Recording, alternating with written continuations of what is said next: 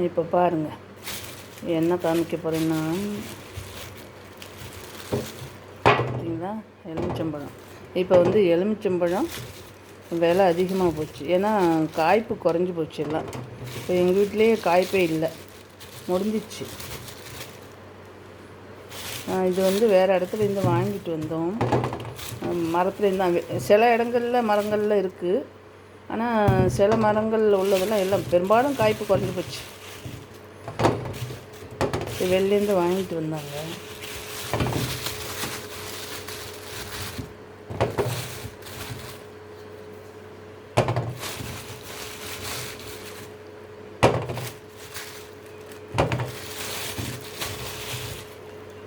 காலையில் என்ன பண்ணுங்க, எலுமிச்சம்பழத்தில் காலையில் மொதல் நாள் ஈவினிங் 6 மணியை போல் கொஞ்சம் சாதம் எடுத்து ஒரு பாத்திரத்தில் போட்டு நீர் விட்டு மூடி வச்சுருங்க.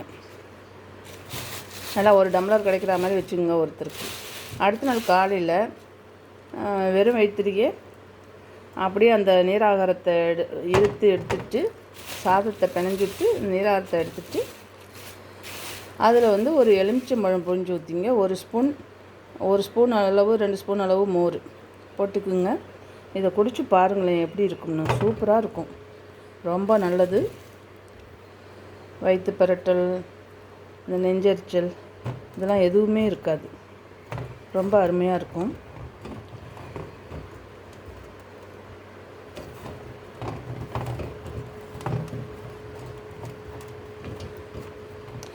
பொதுவாக இந்த எலுமிச்சம்பழம் கிடைக்கிறப்ப ஒரு 5-6 எலுமிச்சம்பழத்தை நல்லா மஞ்சளாக இருக்கிறத அப்படியே ஒரு சின்ன ஒரு கிளாஸ்வேரில் ஒரு கிளாஸில் ஒரு சின்ன கிண்ணம் மாதிரி இருக்கிற கிளாஸில் ஆன ஒரு கிண்ணத்தில் அதில் ஒரு 5-6 தான் எடுத்து சாப்பாட்டு மேஜைக்கு மேலே வச்சிட்டிங்கன்னா அந்த சாப்பிடும்போது அவங்க வந்து அந்த எலுமிச்சம்பழத்தை பார்ப்பாங்க.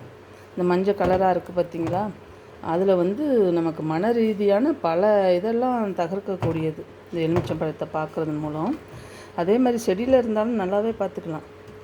அந்த எலுமிச்சை மரத்துக்கும் கீழாலேயே நீங்கள் வந்து அடிக்கடி போய் நின்றுக்கலாம். ஒரு மன வெறுமையாக இருக்கிறது, நமக்கு டிப்ரெஷன் அது எல்லாமே நல்லாவே குறைஞ்சிடணுங்க. அப்படி போயிட்டு வந்தாலே போதும். பெரும்பாலும் நம்ம வந்து வீட்டுக்குள்ளே இருக்கிறத விட இந்த கோடை காலங்களில் வந்து வெளியில் இருக்கணும். மரங்கள் சூழ்ந்த இடங்களில் நம்ம இருந்துக்கிட்டோம்னா நமக்கு வந்து ஆக்சிஜன் ஃப்ரீயாக கிடைக்கும், நிறைய ஆக்சிஜன் கிடைக்கும். வீட்டுக்குள்ளே இருக்கிறம்போது நீங்கள் இந்த ஆக்சிமீட்டர் வச்சு பார்த்தாலே தெரியும். இப்போ இந்த கொரோனா காலத்தில் அந்த ஆக்சிமீட்டர் தான் ரொம்ப யூஸ்ஃபுல்லாக இருந்துச்சு. அதை வச்சு பார்த்து தான் அதில் உள்ள நமக்கு வந்து ஆக்சிஜன் லெவல் பார்த்து தான் அவங்கள வந்து அட்மிஷன் போடுறதே இருந்தது. அப்போ ஒவ்வொருத்தவங்க வீட்லேயும் அந்த ஆக்சிமீட்டர் வச்சுருப்பாங்க.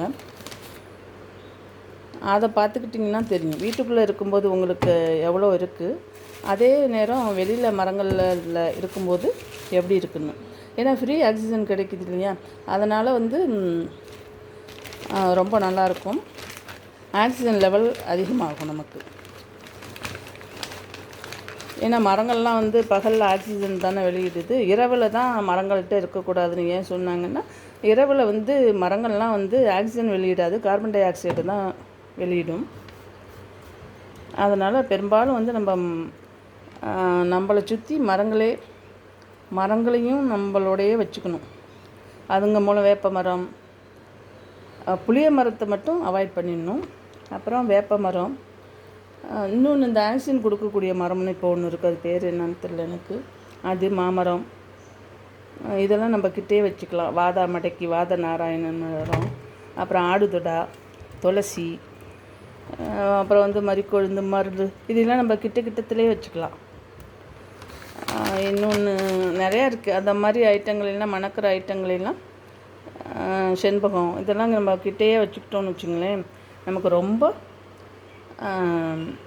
நல்ல மனநிலை மாற்றங்களை ஏற்படுத்தி கொடுக்கும். இதெல்லாம் பார்த்து பண்ணுங்க. இந்த எலுமிச்சம்பழம் வந்து இப்போ மெட்ராஸ்லாம் வந்து இந்த மாதிரி எலுமிச்சம்பழமே ஒரு பழம் 10 ரூபான்னு விற்கிறாங்களாம். மெட்ராஸ்லேருந்து வந்தவங்க சொன்னாங்க. இப்போ இங்கேயுமே எலுமிச்சம்பழம் கிடைக்கல, கடையிலலாம் கிடைக்கல, வெளியிலேயே ஒரு பழம் 3 ரூபா 4 ரூபான்னு கொடுக்குறாங்க. ஆனால் இது வந்து வெளியில் உள்ள மரங்களில் இருந்து இருக்குதுன்னு சொல்லி எடுத்துகிட்டு வந்து கொடுத்தாங்க. அப்புறம் வந்து இதில் வெறுமனே ஜூஸும் போட்டுக்கலாம். சர்க்கரை உள்ளவங்க வந்து வெறும் எலுமிச்சம்பழமும் உப்பும் கலந்து ஒரு டம்ளர் ஒரு 100-200 தண்ணியை ஊற்றி அதை கலந்து வெறுமனே ஜூஸ் எடுத்துக்கலாம். மத்தியானம் மோரில் வந்து ஒரு டம்ளர் மோர் எடுத்துகிட்டு அதில் கொஞ்சம் எலுமிச்சம்பழம் பிழிஞ்சு விட்டு உப்புக்கள் லைட்டாக போட்டுட்டு கொடுத்தீங்கன்னா அதுதான் அற்புதமான ஜூஸாக இருக்கும். ரொம்ப நல்லாயிருக்கும். இதையெல்லாம் பயன்படுத்திக்கிங்க. இன்னும் சொல்லப்போனால் நிறையா சொல்லலாம். இந்த வெயிலில் இந்த எலுமிச்சம்பழத்தை ஊறுகாயும் போட்டு வச்சுக்கலாம். ஆனால் ஊறுகாய் போட்டால் ஒரு நாள் 2 நாள் தான் எடுக்கிறோம். அதுக்கப்புறம் அப்படியே கிடந்து போயிடுது. அதனால் போடுறதில்ல. நல்ல ஊறுகாயெல்லாம் போடலாம். இதை அப்படியே அரிஞ்சிட்டு நம்ம வந்து இதை 4 கோடு அரிஞ்சிக்கணும். அரிஞ்சிட்டு இப்படி அரிஞ்சிட்டு அதை பொளந்துட்டு இது வந்து ப்ரிப்பேர் பண்ணி வச்சுக்கணும். அது எப்படின்னா மிளகாய், பட்டை மிளகாய், வெந்தயம் இது ரெண்டையும் நல்லா எண்ணெயில் விட்டு வறுத்து பொடிச்சு வச்சுட்டு அதோட உப்புக்கள் சேர்த்து இது உள்ளேயே வச்சிடணும். அமிக்கணும். அப்படியே அமிக்கிட்டு அப்படியே தண்ணியெலாம் ஊற்றக்கூடாது. அப்படியே எடுத்து நம்ம ஒரு ஜாரில் வச்சிடணும். பீங்கான் ஜாரில் வச்சிடணும், இல்லை கிளாஸ் வேரில் வச்சிடணும். அதை வச்சிட்டிங்கன்னா அதுவாகவே நஞ்சுக்கும். தண்ணியோ எதுவுமே இல்லாமல் அப்படியே நஞ்சு வந்துடும் இந்த எலுமிச்சம்பழம். அது ஒரு சிறப்பான ஊறுகாய். ரொம்ப நல்லாயிருக்கும். நான் முடிஞ்சால் போட்டு காமிக்கிறேன். எல்லோரும் இந்த எலுமிச்சம்பழத்தை பயன்படுத்திக்குங்க. ஆனால் வந்து இந்த கிட்னி கோளாறு உள்ளவங்க, கிரியேட்டின் அதிகம் இருக்கிறவங்க எலுமிச்சம்பழம் எடுக்க வேண்டியதில்லை.